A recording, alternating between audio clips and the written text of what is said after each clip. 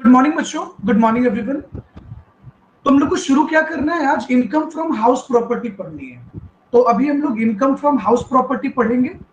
चलिए हम स्क्रीन ले आते हैं, आप लोग जरा स्क्रीन विजिबल कर देते हैं। आ जाओ बच्चों, हम लोगों ने इससे पहले भी कुछ डिस्कशन किया था, बट आज हम लोग जीरो से डिस्कशन करेंगे। सर हमें पढ़ना क्या है, तो इनकम फ्रॉम हाउस प्रॉपर्टी। अच्छा बच्चों, इनकम टैक्स एक्ट 1961 में इनकम फ्रॉम हाउस प्रॉपर्टी एक टॉपिक है जो हम लोग पढ़ेंगे। ओके, कौन सा टॉपिक पढ़ेंगे बच्चों, तो इनकम फ्रॉम हाउस प्रॉपर्टी। बच्चों सबसे पहली बात कि हमें दो बातें जाननी है, वो ये कि सर हाउस प्रॉपर्टी के अंदर इनकम कहने का क्या मतलब है। लॉजिकल बात है ना बच्चों कि सर आप इनकम किसको कह रहे हैं। लॉजिकल बात है बच्चों कि इनकम क्या है, किसे इनकम कहा जा रहा है। What do you mean by income here, income क्या है, समझेंगे ना बेटा। तो बच्चों किसी भी प्रॉपर्टी से जो हम रेंट रिसीव करते हैं, स्क्रीन पर देखते रहिएगा सभी बच्चे।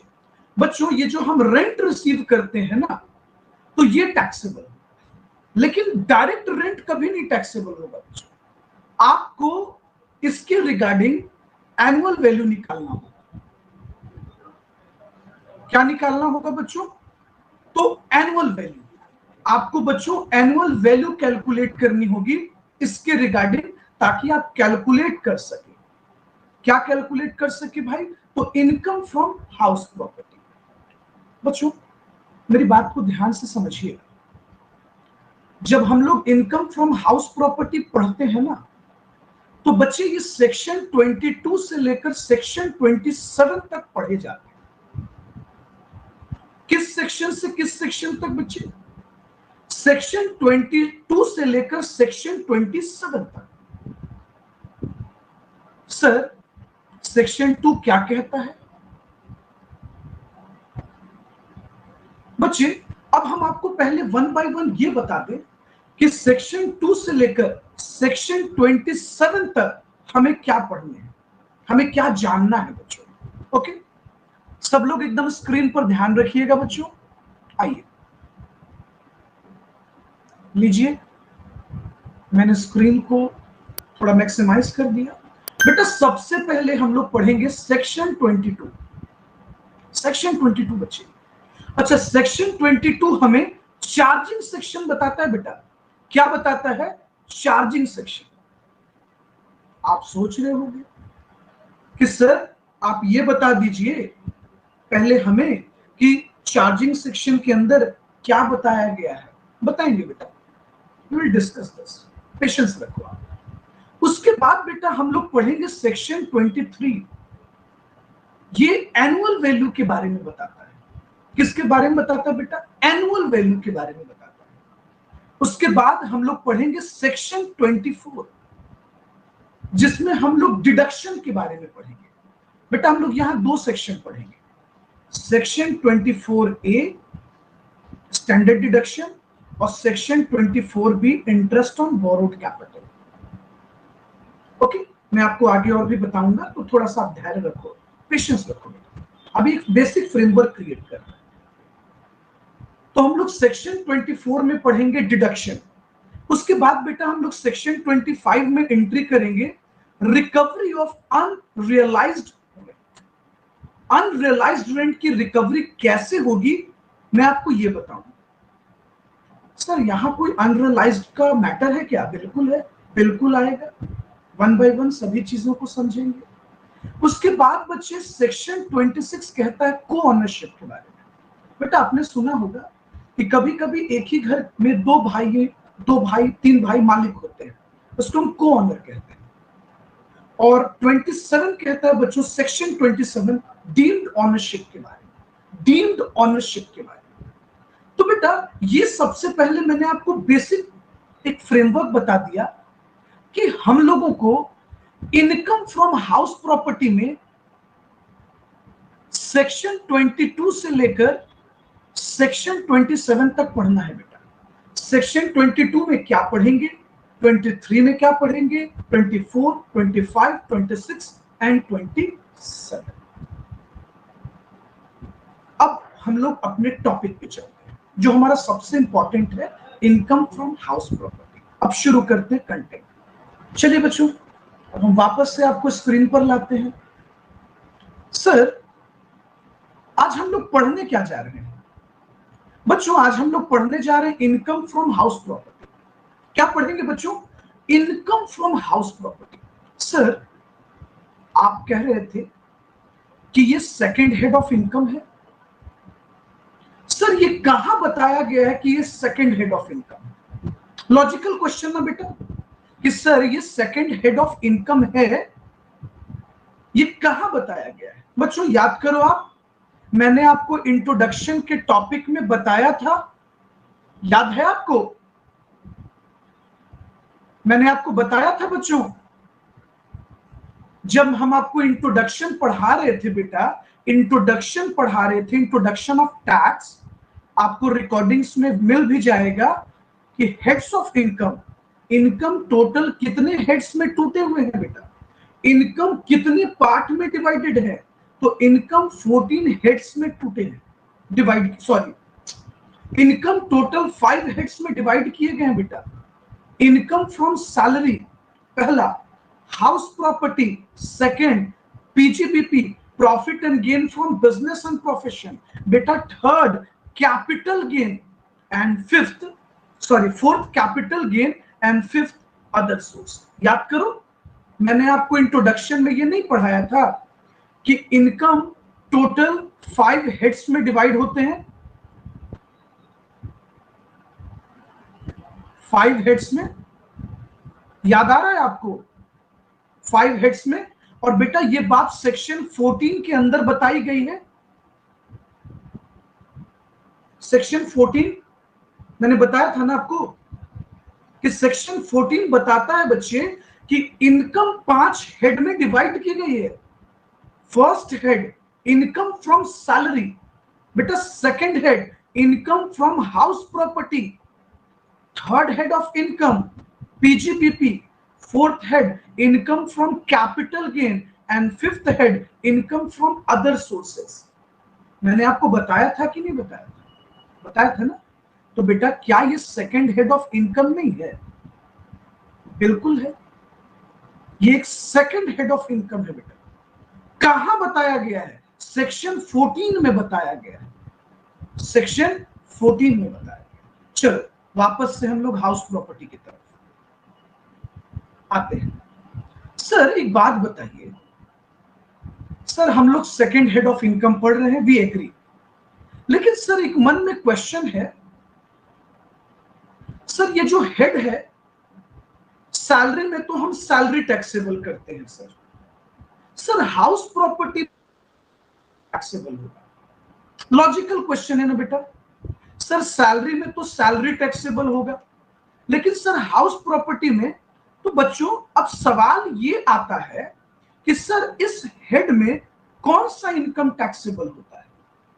क्या होगा सर? ऐसे कौन सी इनकम हम प्रॉपर्टी से कमा लेंगे? हम बेटा हाउस प्रॉपर्टी से ऐसी कौन सी इनकम कमाते हैं या हमारे पास आएगा जो टैक्सेबल है? बेटा लॉजिकल क्वेश्चन है ना, आप सोचिए, लॉजिकल क्वेश्चन है। हाँ सर बिल्कुल, this is a logical question है। सुनिएगा बच्चों, कहता है ना, कहता है हाउस प्रॉपर्टी से जो इनकम आता है, क्या आता है बेटा? वो तो रेंट होता है बेटा। अगर हम अपने प्रॉपर्टी को रेसिडेंशियल पर्पस के लिए लगा दें, रेंट पे, सोचना, कमर्शियल पर्पस के लिए लगा दें, एज अ शॉप लगा दें, एज अ गोडाउन लगा दें, तो रेंट नहीं आ रहा है क्या? तो बच्चे, तो बेटा जी सवाल ये है बच्चों, तो ये क्या रेंट इनकम नहीं हुआ हमारा? बिल्कुल हुआ।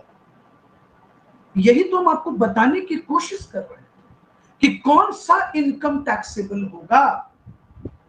इनकम तो रेंट, हाँ ये अलग बात है कि रेंट डायरेक्ट टैक्सेबल नहीं होगा, कभी भी नहीं।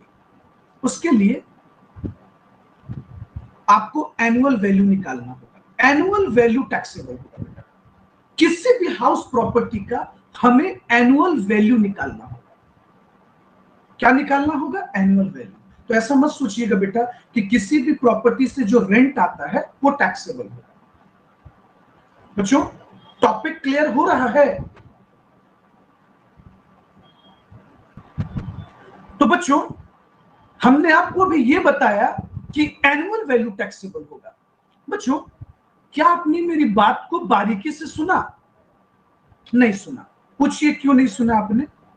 देखिए मैंने इंट्रो में चैप्टर के स्टार्ट करते समय आपसे एक पॉइंट का डिस्कशन किया था। वो पॉइंट क्या था सुनिएगा। मैंने आपको जस्ट अभी पूरे सेक्शन को तोड़कर बताया था।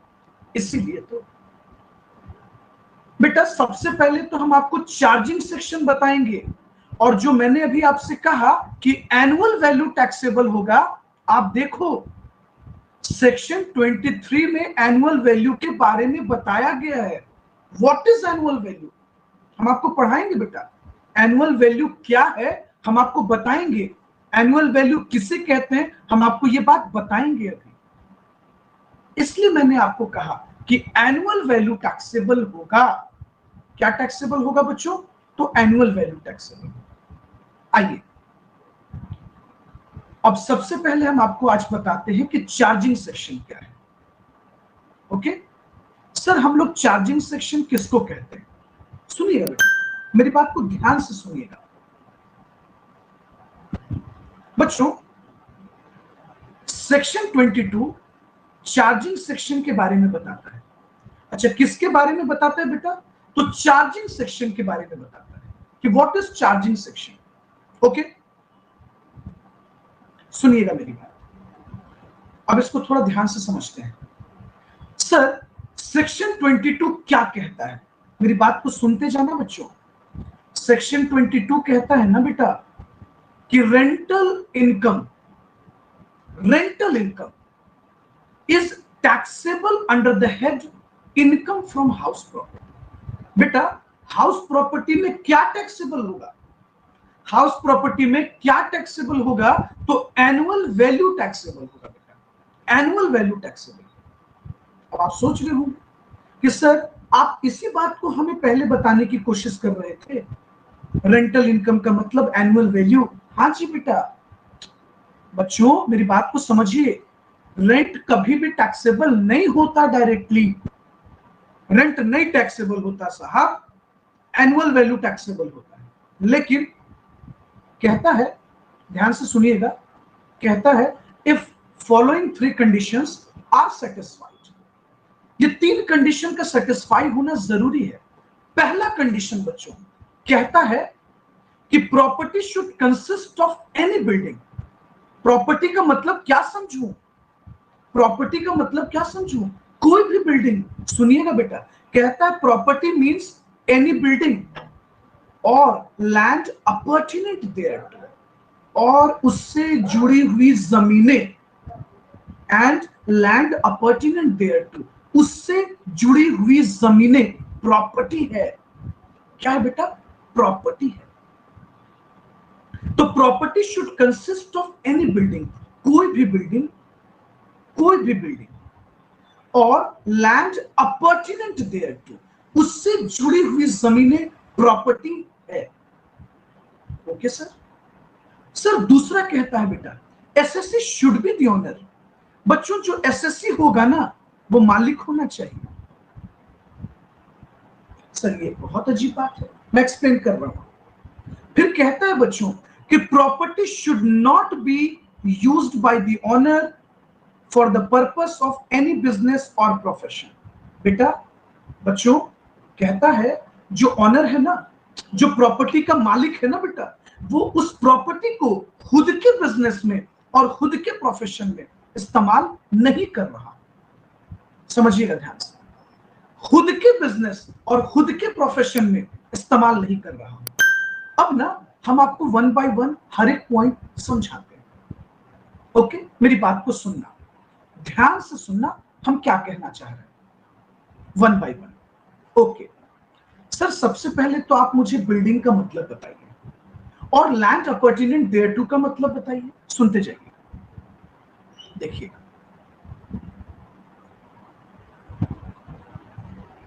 आइएगा।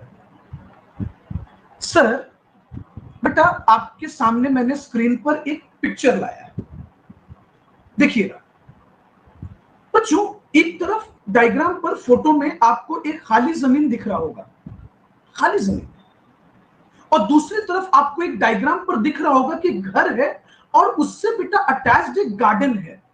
देखना गार्डन बना हुआ, गार्डन है।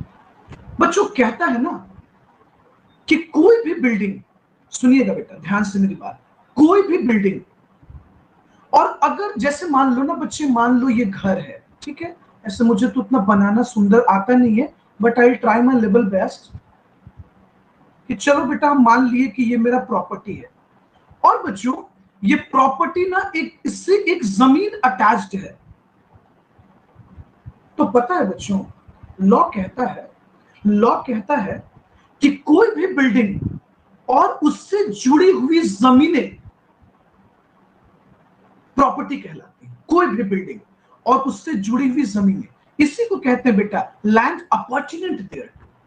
लेकिन बच्चों, लेकिन अगर कोई जमीन खाली है, वैकेंट है, तो कहता है बच्चों कि rental income of vacant land is not taxable in HP. बेटा अगर वो जमीन खाली पड़ी है, वैकेंट है, उसमें एक भी घर नहीं, एक भी बिल्डिंग नहीं, तो वो हाउस प्रॉपर्टी के अंदर नहीं आता बच्चों, बिल्कुल नहीं आता।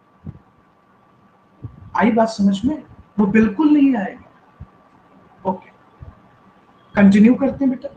आइए, अब आप सोच रहे होंगे सर थोड़ा सा और एक्सप्लेन कर दीजिए, सर बिल्डिंग का मतलब क्या है, पहले आप ये बताइए। सेक्शन 22 जो कहता है कि प्रॉपर्टी इंक्लूड्स बिल्डिंग, तो बिल्डिंग का मतलब क्या है, सुनिएगा। देखिए बच्चों, कहता है building includes not only residential building, मतलब बेटा जिसमें हम लोग रहते हैं या हम किसी को रेंट के लिए देते हैं। अब देखिएगा मेरी बात को सुनिएगा। मान लो बच्चों ये आपके पास एक घर है या किसी के पास भी घर है, बेटा ये दो पर्पस में इस्तेमाल हो रहा होगा। या तो इस घर में आप खुद रहोगे, सेल्फ ऑक्यूपाइड प्रॉपर्टी एसओपी, या बेटा ये लेट आउट प्रॉपर्टी होगा एलओपी। बच्चे या तो आप रहो या आप किसी को रेंट लगा दो, कहलाएगा तो ये रेसिडेंशियल बिल्डिंग ना। इसको हम रेसिडेंशियल बिल्डिंग ही ना बोलेंगे बेटा, ये तो रेसिडेंशियल बिल्डिंग ही ना कहलाएगा। अब मेरी बात को समझिए, क्या कह रहा है, building includes not only residential building, मतलब रेसिडेंशियल बिल्डिंग तो है ही, साथ में कहता है बेटा but also the building let out for the purpose of factory. आपने एक बिल्डिंग को फैक्ट्री के लिए रेंट पर दे दिया, ऑफिस के लिए रेंट पर दे दिया, रेसिडेंशियल पर्पस के लिए दे दिया, शॉप के लिए दे दिया, गोडाउन के लिए दे दिया, dance hall, lecture theatre, cinema hall और अदर कमर्शियल प्रेमाइसेस। हो सकता है बेटा आप अपने बिल्डिंग को किसी को शोरूम ओपन करने के लिए दे दो, किसी को मॉल बनाने के लिए आपने दे दिया। तो कहता है कि बिल्डिंग का मतलब बेटा सिर्फ इसमें रेसिडेंशियल बिल्डिंग ही नहीं आती, वो बिल्डिंग भी आती है जिसको आपने भाड़े पर लगा दिया है, फैक्ट्री के लिए, ऑफिस के लिए, शॉप के लिए, गोडाउन के लिए, डांस हॉल के लिए, लेक्चर थिएटर के लिए, ये सब आएगा।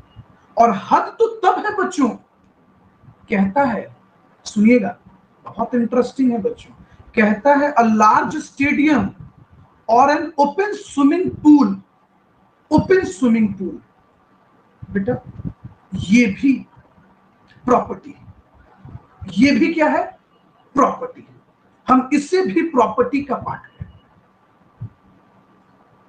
ओके, अब देखिए, अब आप सोच रहे होंगे सर आपने बिल्डिंग का सेंस तो हमें मोटा मोटी क्लियर कर दिया कि बिल्डिंग के अंदर क्या क्या आ सकता है, ठीक है।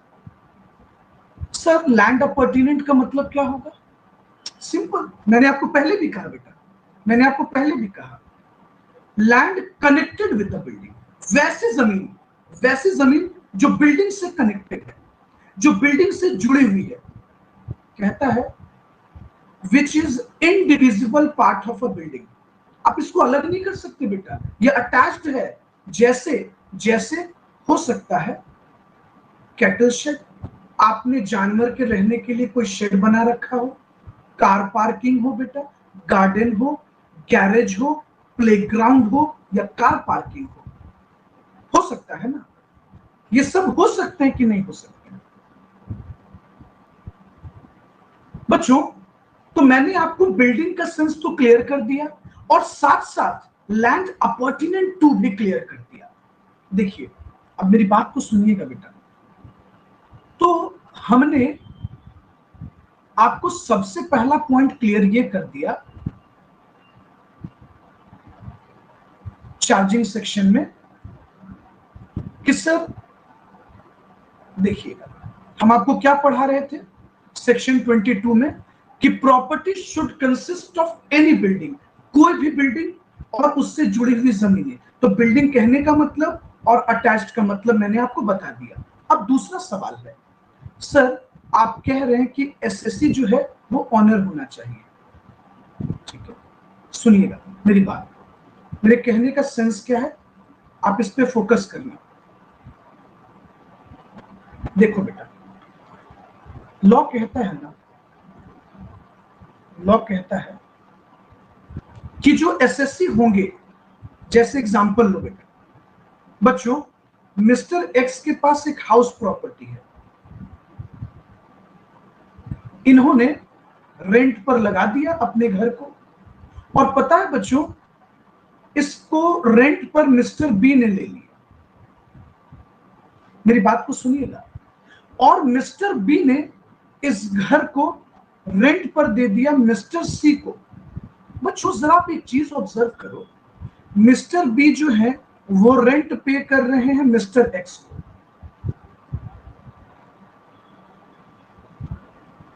और मिस्टर सी जो है वो रेंट पेड कर रहे हैं मिस्टर बी को।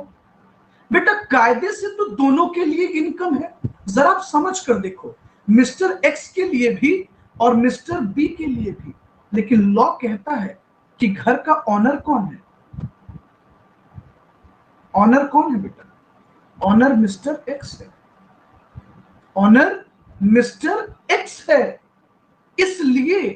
इसलिए जो टैक्सेबल पोर्शन होगा वो मिस्टर एक्स के लिए होगा। बच्चे मिस्टर बी ऑनर नहीं ना है बेटा, हम मानते हैं कि ये रेंट रिसीव कर रहे हैं, इन्होंने तो सबलेट किया है ना, भाड़े पर लेकर भाड़े पर दिया, सबलेट किया, तो ये टैक्सेबल हो जाएगा इनकम फ्रॉम अदर सोर्स में। कहां टैक्सेबल हो जाएगा? इनकम फ्रॉम अदर सोर्स में। आइए अब जो आपको बेसिक बात बतानी है हम पहले उस पर आते हैं। लॉ क्या कहता है सुनिएगा, इनकम टैक्स लॉ क्या कहता है, ध्यान से सुनिएगा मेरी बात। बच्चों सेक्शन 22 का जो चार्जिंग सेक्शन है बेटा, वो क्या कह रहा है कि एसएससी जो है वो हमेशा क्या होना चाहिए? ऑनर होना चाहिए। सुनते जाइएगा, एकदम ध्यान से बारीकी से बातों को समझिएगा। बेटा लॉ कहता है कि जो एसएससी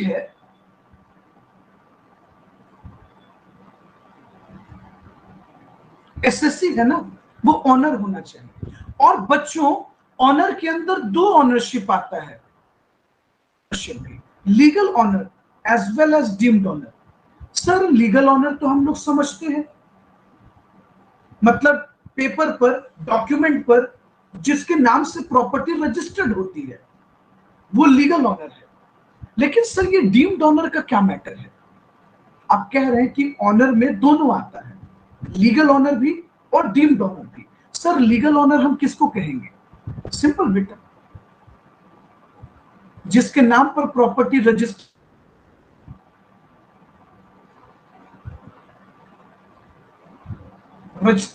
है। लेकिन प्रॉब्लम कहां आती है प्रॉब्लम आती है बेटा डीम्ड ओनरशिप को लेकर। ओके, कहां पर? तो डीम्ड ओनरशिप को लेकर प्रॉब्लम आती है। चलिए अब समझिएगा बेटा कि डीम्ड ओनरशिप में क्या क्या आता है। पहले मैं आपको वन बाय वन कुछ पॉइंट समझा देता हूं। पहला पॉइंट कहता है बच्चों, पहला पॉइंट कहता है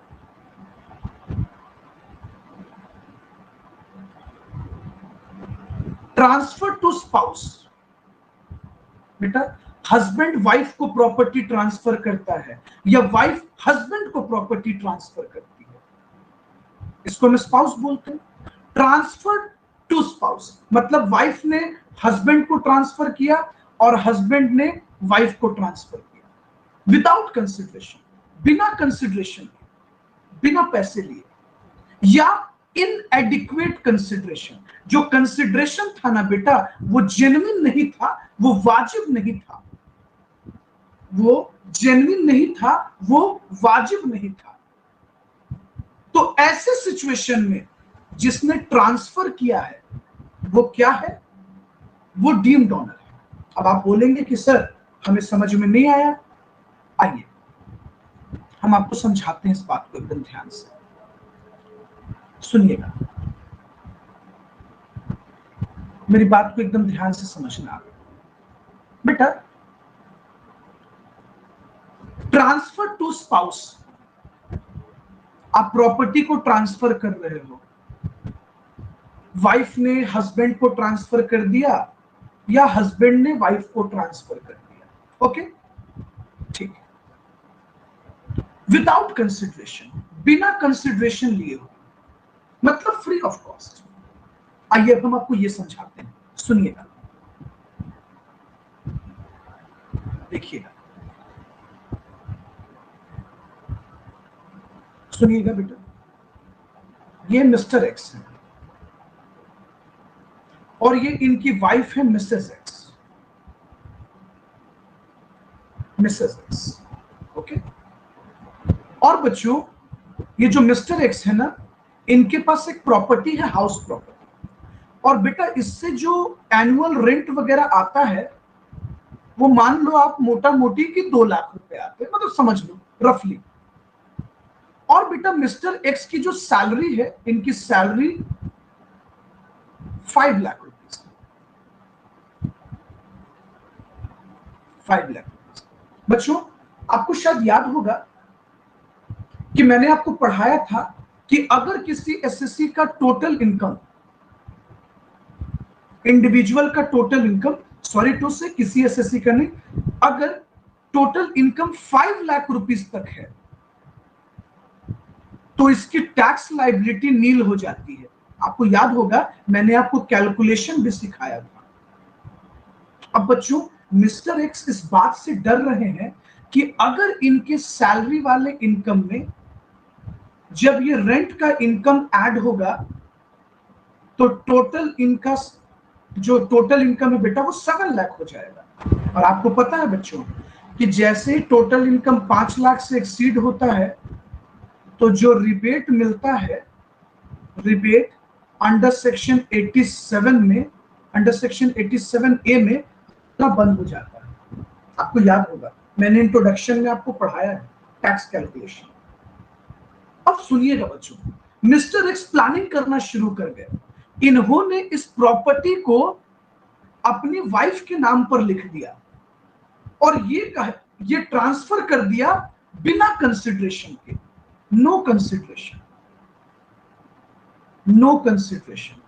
पता है बच्चों इनकम टैक्स कहता है मिस्टर एक्स को कि सुनिए, आपने जो प्रॉपर्टी ट्रांसफर किया ना वो आप टैक्स एवॉइडेंस कर रहे थे, आप टैक्स इविजन कर रहे थे, आप चोरी कर रहे हो इनकम की ताकि आपका टैक्स बच जाए। तो ऐसे सिचुएशन में भले आपने अपनी प्रॉपर्टी का वारिस अपने प्रॉपर्टी को अपने वाइफ के नाम पर दे दिया, लेकिन मैं आपको डीम्ड ऑनर मानूंगा। क्या मानूंगा? Deemed honour. और बच्चों ये जो रेंट है ना 2 लाख रुपए का, ये मिस्टर एक्स के ऊपर टैक्सेबल किया जाएगा। आई बात समझ में बच्चे? इस तरीके से टैक्स प्लानिंग की जाती है बेटा, टैक्स प्लानिंग की जाती है। सर क्या इस पॉइंट में आप इसी बात को समझाने की कोशिश कर रहे थे क्या? हाँ बिल्कुल बेटा, यही तो हम आपको समझाना चाह रहे थे कि अगर एक पति अपने पत्नी को या पत्नी अपने पति को, दोनों साइड से सोचना, बिना कंसिडरेशन के ट्रांसफर कर देंगे या फिर इनएडिक्वेट कंसिडरेशन, मतलब बेटा जो वो कीमत लेंगे वो वाजिब नहीं होगा, वो इनएडिक्वेट है, तो लॉ कहता है कि जिसने ट्रांसफर किया, जो ट्रांसफेरर है ना, वो क्या बन जाएगा? जो ट्रांसफेरर है वो बेटा बन जाएगा डीम्ड ऑनर। आ जाओ। तो ऐसे सिचुएशन में बेटा जो ट्रांसफेरर है, अगर वाइफ ने हस्बैंड को प्रॉपर्टी दिया या हस्बैंड ने वाइफ को प्रॉपर्टी दिया, तो माना जाएगा बेटा जो ट्रांसफेरर है, जिसने प्रॉपर्टी ट्रांसफर किया, वो डीम्ड ऑनर है। ओके, चलो अब मेरी बात को ध्यान से सुनो। सर आपने बताया कि वाइफ ने हस्बैंड को ट्रांसफर कर दिया या हस्बैंड ने वाइफ को ट्रांसफर कर दिया बिना कंसिडरेशन या इनएडिक्वेट कंसिडरेशन। एक और सिचुएशन है बेटा, एक और सिचुएशन है, सुनिएगा। माइनर चाइल्ड, बेटा जब पिता अपने माइनर बच्चे को प्रॉपर्टी ट्रांसफर कर देते हैं या मम्मी अपने बच्चे के नाम पर प्रॉपर्टी ट्रांसफर कर रही है बिना कंसिडरेशन के, देखिएगा बच्चों ध्यान से समझिएगा, विदाउट कंसिडरेशन या इनएडिक्वेट कंसिडरेशन। तुम सोचो ना बच्चों, आपको क्या लगता है इनकम टैक्स को यह बात नहीं समझ में आ रहा है कि बच्चा 18 साल से छोटा है और आप उसको प्रॉपर्टी लिख रहे हो? इसका मतलब आप यहां जानकर टैक्स डिविजन कर रहे हो, आप टैक्स की चोरी कर रहे हो, आप टैक्स बचा रहे हो, आप टैक्स छुपा रहे हो। क्या ये बेटा ये क्लियर नहीं है? क्या ये इनकम टैक्स को नहीं दिख रहा है? लॉजिकल बात है ना बेटा, लॉजिकल बात है। सोचो आप, सिंपल सी बात है। अब इस सिचुएशन को समझिए। तो क्या कहता है बेटा कि जब भी एक पिता, एक फादर अपने माइनर बच्चे को प्रॉपर्टी ट्रांसफर करेंगे बिना कंसिडरेशन या इनएडिक्वेट कंसिडरेशन, या मां ट्रांसफर करेंगी, तो जो ट्रांसफेरर होगा वो डीम्ड ऑनर माना जाएगा। लेकिन इसके रिगार्डिंग एक अपवाद है, बड़ा स्ट्रॉन्ग अपवाद है, सुनना बेटा। अगर कहता है अगर बेटी है, डॉटर है और वो माइनर है, मेरी बात को सुनते जाइएगा प्लीज, सभी लोग स्क्रीन पे फोकस कीजिए बेटा। अगर वो बेटी है और माइनर है और साथ साथ वो मैरिड भी है, शादीशुदा है, मैरिड है, तो लॉ कहता है बेटा, इनकम टैक्स कहता है कि ऐसे सिचुएशन में वो माइनर चाइल्ड नहीं मानी जाएगी। बच्चों अब आपके मन में ये क्वेश्चन चल रहा होगा, सर माइनर मैरिड कैसे हो सकती है? बेटा प्लीज दूसरे कानून को यहां मत जोड़ो। आई नो कि अपने यहां लॉ में ऐसा लिखा हुआ है, बट इनकम टैक्स एक अलग कानून है ना, आप उसको क्यों जोड़ रहे हो? तो बच्चों कहता है कि अगर बेटी माइनर है और मैरिड है, तो पिता ने, फादर ने या मां ने, मदर ने अगर प्रॉपर्टी ट्रांसफर किया है, तो जो ट्रांसफेरर है ना बेटा, वो डीम्ड ऑनर नहीं कहलाता, बिल्कुल नहीं कहलाता, नहीं कहलाता। आइए अब आप सोच रहे होंगे तो सर क्या होगा, सुनो अब हम आपको इसका एक्सप्लेनेशन समझाते हैं। मैंने सभी एक्सप्लेनेशन आपके लिए लिखा है ताकि आपको एकदम क्लियरली समझ में आए। वन बाय वन सुनना। देखिए बच्चों ध्यान से सुनना आप लोग। बेटा केस वन में क्या कह रहा है, सुनते जाइएगा। केस 1 में हम आपसे ये कहना चाह रहे हैं कि मान लो एक पिता ने एक पिता ने अपनी माइनर डॉटर के नाम पर, अपनी माइनर डॉटर को, जो बेटी है और माइनर भी है, को प्रॉपर्टी ट्रांसफर किया है। अच्छा, बेटी माइनर है और डॉटर है, प्रॉपर्टी ट्रांसफर किया है। सर ऐसे सिचुएशन में क्या होगा? बेटा लॉ कहता है ना कि ऐसे सिचुएशन में फादर डीम्ड ऑनर माने जाएंगे।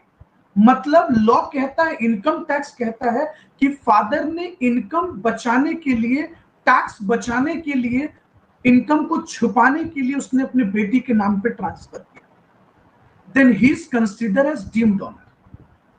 ओके बेटा, सिचुएशन 2 समझना।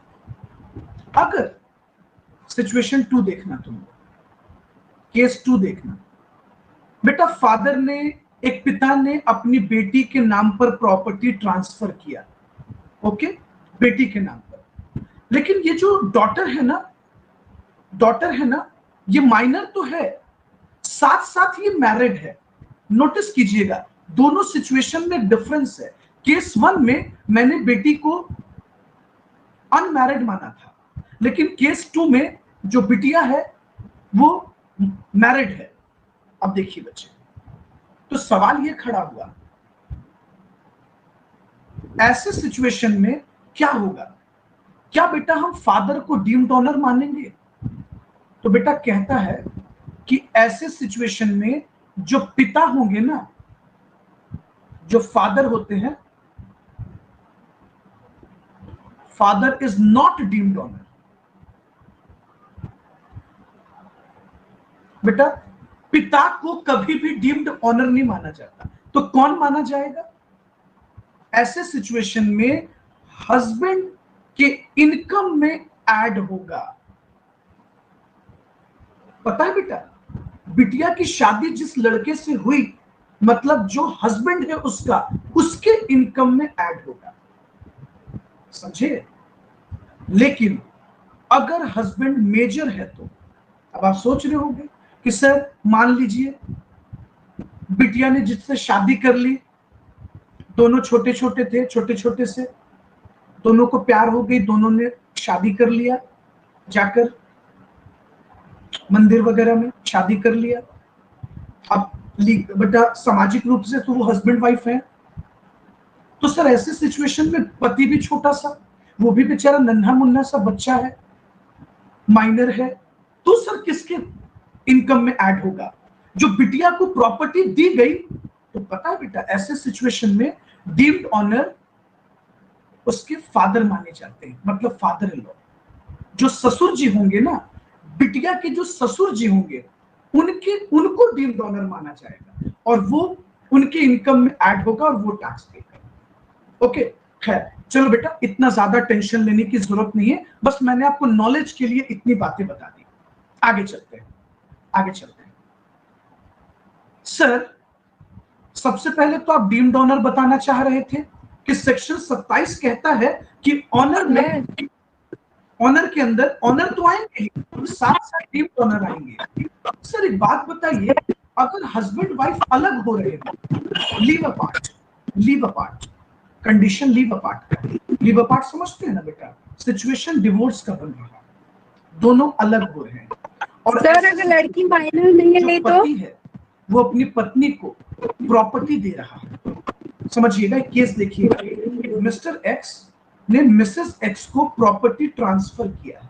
अच्छा, कंडीशन क्या है बेटा? लीव अपार्ट, दोनों अलग हो रहे हैं, दोनों के बीच डिवोर्स हो रहा है। तो ऐसे सिचुएशन में क्या हस्बैंड को डीम्ड ऑनर माना जाएगा? लॉ कहता नहीं, बिल्कुल नहीं। जो वाइफ होगी ना बेटा, जिसको प्रॉपर्टी दी गई है, वो खुद ऑनर है, उसको खुद ऑनर माना जाता है। क्यों? क्योंकि अब इन दोनों के बीच पति पत्नी जैसे संबंध नहीं रहे। लॉ कहता है कि पत्नी को दे दिया गया, पत्नी ही मालिक है। चलिए, क्या ये पॉइंट क्लियर हो गया सभी बच्चों को?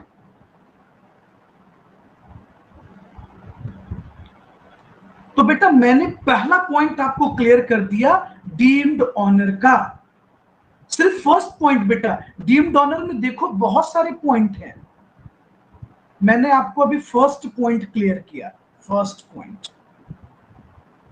बोलो बेटा, किसी को बोलो बच्चों, अगर कोई प्रॉब्लम है तो बोलिए, कोई दिक्कत है तो। बच्चों हम आपको डीम्ड ऑनरशिप पढ़ा रहे थे और हमने आपसे ये 5 पॉइंट पर डिस्कशन कर रखा था कि सर अगर हम प्रॉपर्टी को ट्रांसफर करते हैं स्पाउस को। अच्छा नेक्स्ट देखिएगा बेटा, holder of impartible estate property held by member of cooperative society disputed ownership के केस में और acquired a right under lease. Sir क्या हम इन 5 केसेस में डीम्ड ओनर माने जाएंगे? हाँ बिल्कुल। कैसे सर? बता रहे हैं बेटा, धैर्य रखो, पेशेंस। चलो सुनो, आओ मेरी बात को ध्यान से समझो। होल्डर ऑफ इम्पार्टेबल स्टेट हम आपको समझाना चाहते हैं। देखिएगा एकदम 2 मिनट में आपको सब क्लियर करके रख देंगे। बच्चों सर इम्पार्टेबल स्टेट किसको कहते हैं? बेटा वैसी संपत्ति जो बंटवारा नहीं होगा, जिसका डिवीजन नहीं होगा।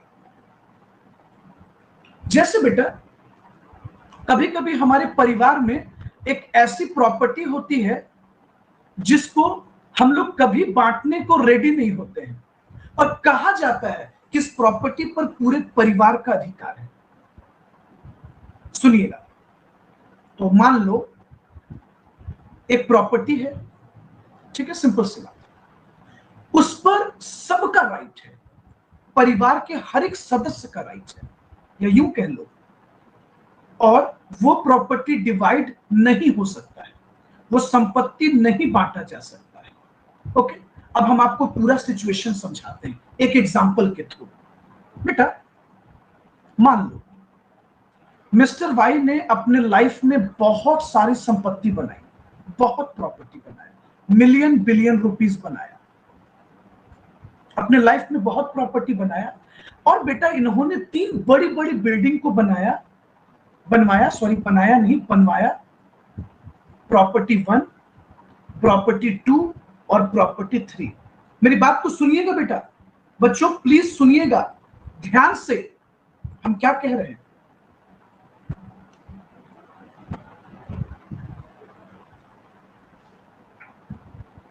पता है बच्चों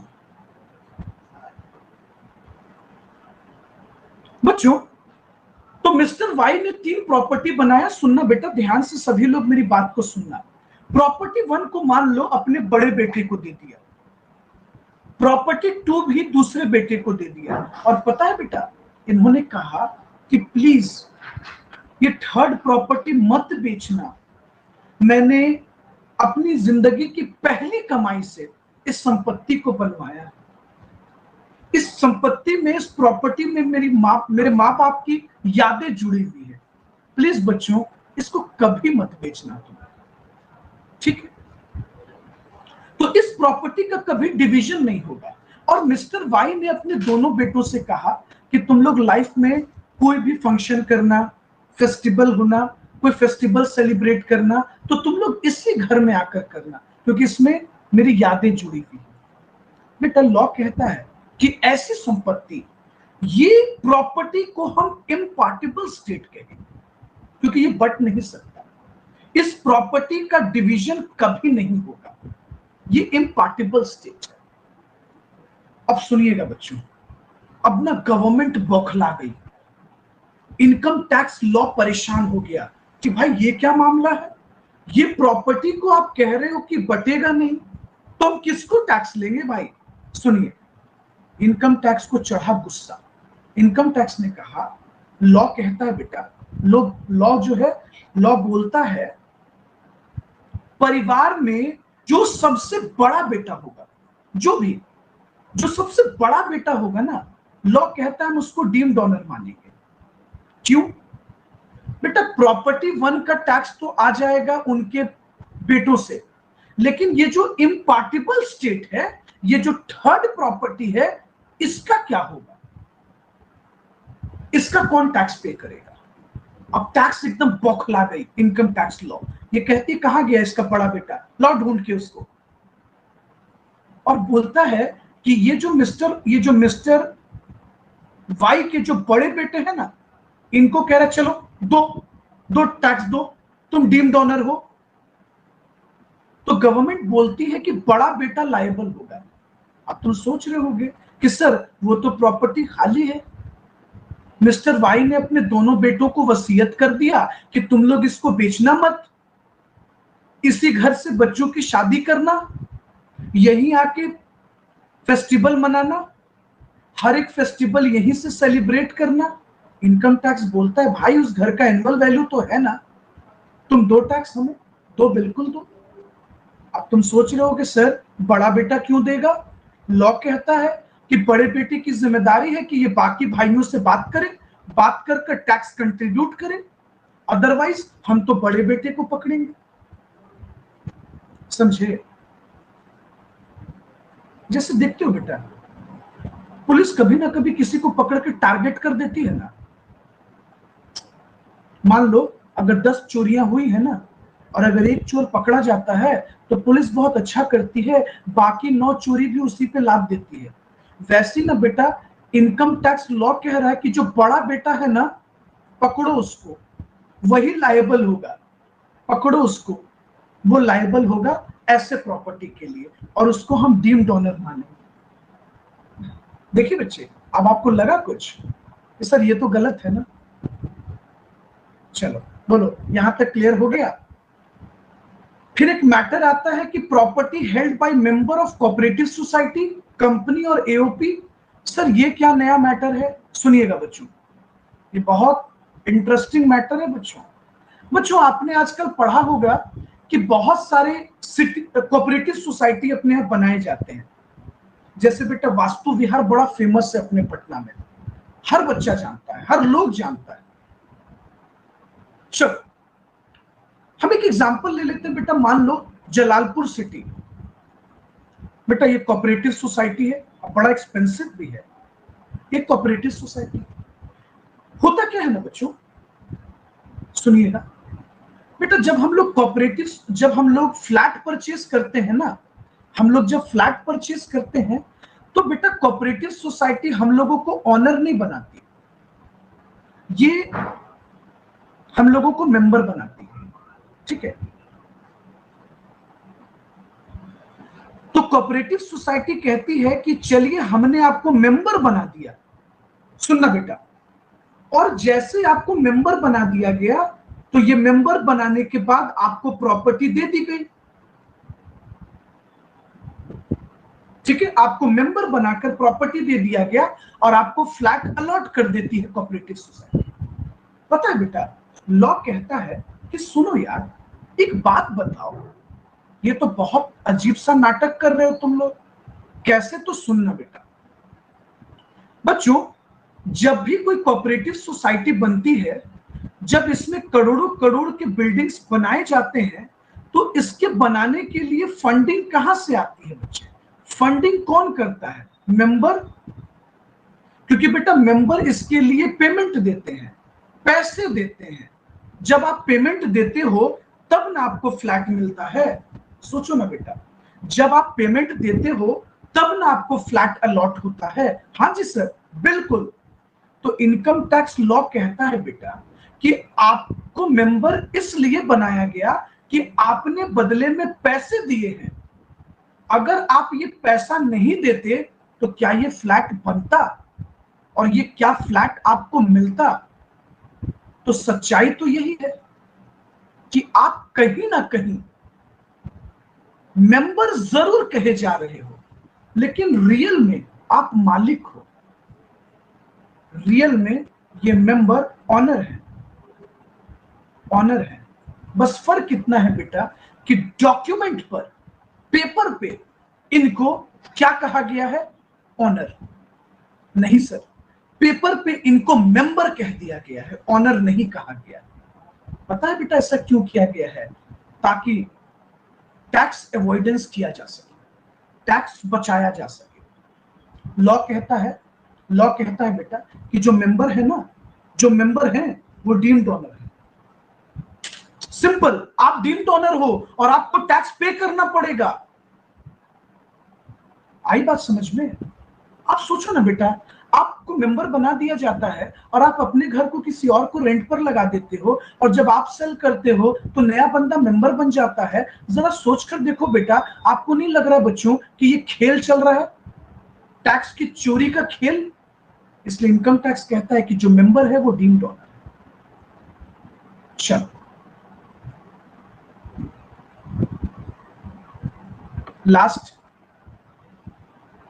लास्ट आपको बताते हैं बेटा। बेटा कहता है a person who has acquired a right in a building under the lease। अब ना हम आपको दो सिचुएशन बताएंगे, केस 1 और केस 2। बच्चों हम दो केस आपको समझाते हैं, सुनिएगा, देखिएगा, आपको एकदम 2 मिनट में क्लियर हो जाएगा। बेटा मिस्टर ए ने अपने घर को रेंट पर दे दिया। किसको दे दिया? मिस्टर बी को। और मिस्टर बी ने इसको सबलेट कर दिया मिस्टर सी को। सोचो बेटा, सोचो, मिस्टर ए के पास रेंट आ रहा है ना? हाँ जी सर, बिल्कुल आ रहा है। तो बेटा ये रेंट कहां टैक्सेबल होगा? एचपी में। क्यों? क्योंकि मिस्टर ए ऑनर है, मिस्टर ए ऑनर है। अब आप समझना जरा, मिस्टर बी के लिए बेटा, जो मिस्टर बी रेंट रिसीव कर रहे हैं, ये कहां टैक्सेबल होगा? Rent taxable under income from other source. Why बेटा? वाई? क्योंकि मिस्टर बी ऑनर नहीं ना है बेटा। तो जब ऑनर रेंट रिसीव नहीं कर रहा है तो हम एचपी में टैक्सेबल कैसे कर सकते हैं? लेकिन आइए अब हम आपको एक नया मैटर बताते हैं, केस 2।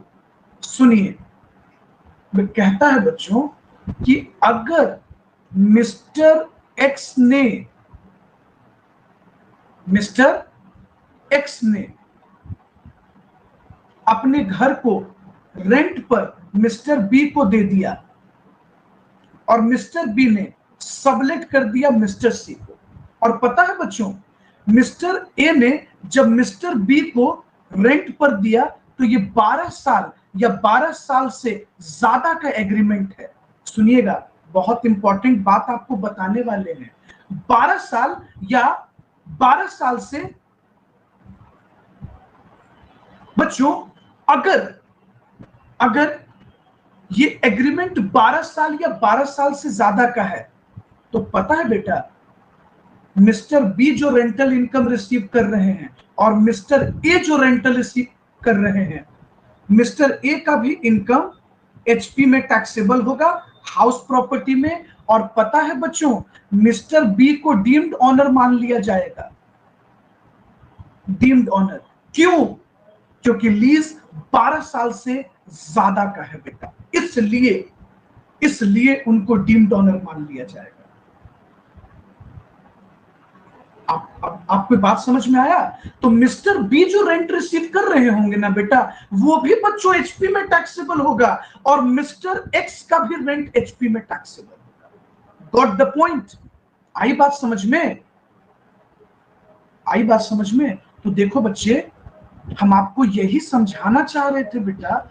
बच्चों, मेरे प्यारे बच्चे, सेक्शन 22 कहता है कि ये जितने भी सिचुएशन है, डिस्प्यूटेड ऑनरशिप का, इम्पार्टेबल स्टेट का, property held by the member of cooperative society, ये सभी डीम्ड ऑनर कहलाते हैं।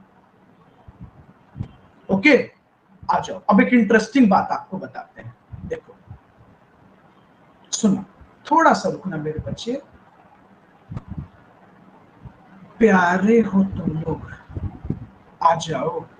देखो बच्चों, बेटा हम आपको सिर्फ सेक्शन 22 समझाने की कोशिश कर रहे थे, और मैंने आपको आज यही बताया कि property should consist of any building और land appurtenant thereto. Assessee should be the owner of a property. Assessee मालिक होना चाहिए। मालिक का मतलब क्या क्या होगा, मैंने आपको एकदम से तोड़ तोड़ कर बता दिया, कोई डाउट ही नहीं है बेटा। अगर डाउट होगा तो आप हमसे अगले क्लास में फिर डिस्कशन कर लेना। और साथ में कहता है कि property should not be used by the owner for the purpose of any business और प्रोफेशन। आप अपने बिजनेस और अपने प्रोफेशन में इस्तेमाल नहीं कर रहे हो। अगर इस्तेमाल कर रहे हो तो ये एचपी में टैक्सेबल नहीं होगा, ये पीजीबीपी में टैक्सेबल होगा। ओके, मैंने आपको कल यही बताया था, है ना बच्चों। आज का इंटायर क्लास हम लोगों का सेक्शन 22 पर रहा। आपने नोटिस किया हम लोगों ने आज जितना भी अपना 1 घंटा समय दिया, इस पूरे टाइम पीरियड में हम लोगों ने आज सिर्फ चार्जिंग सेक्शन के बारे में सीखा है। मैं धीरे धीरे बच्चों, और साथ में मैंने आपको आज डीम्ड ओनरशिप के बारे में भी बताया, सेक्शन 27। आपने नोटिस किया कि नहीं? तो मैंने आज आपको सेक्शन 22 और साथ साथ चार्जिंग सेक्शन 27 के बारे में बता दिया। अब बच्चे ऐसे मैं आपको स्लोली स्लोली सभी चीजें बताता रहूं। ओके, तो आज के क्लास को यही रोकते हैं बच्चों। Thank you everyone and good night.